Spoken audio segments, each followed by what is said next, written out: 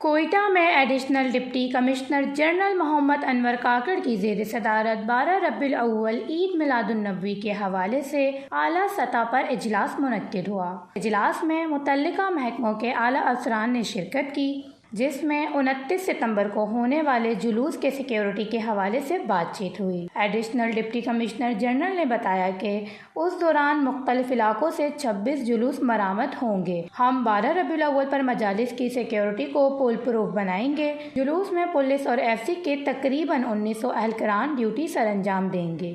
انہوں نے بتایا کہ سیکیورٹی اہلکاران جلوس کے دوران لیاقت آباد، کندہاری، بازار منان چوک، میزان چوک پر تعینات ہوں گے اور اس دن ان علاقوں میں قائم دکانیں بھی سیل کی جائیں گی۔ اس کے علاوہ سول اسپتال، بے نظیر اسپتال اور بی ایم سی میں ایمرجنسی نافذ ہوگی اور محکمہ صحت سے ایمبولینسز جلوس کے ہمراہ بھی ہوں گی۔ اس کے ساتھ ڈپٹی کمشنر نے میٹروپولیٹن کو ہدایت کی ہے کہ جلوس کے تمام روٹس کی صفائی کو یقینی بنائیں اور کیسکو کو ہدایت جاری کرتے ہوئے کہا ہے کہ مجالس کے دوران لوڈ شیڈنگ بالکل نہیں ہوگی۔ اس دوران D C office, Quetta office میں کنٹرول روم قائم کیا جائے گا، جس میں تمام متعلقہ محکموں کے ایک اہلکار ڈیوٹی سر انجام دیں گے۔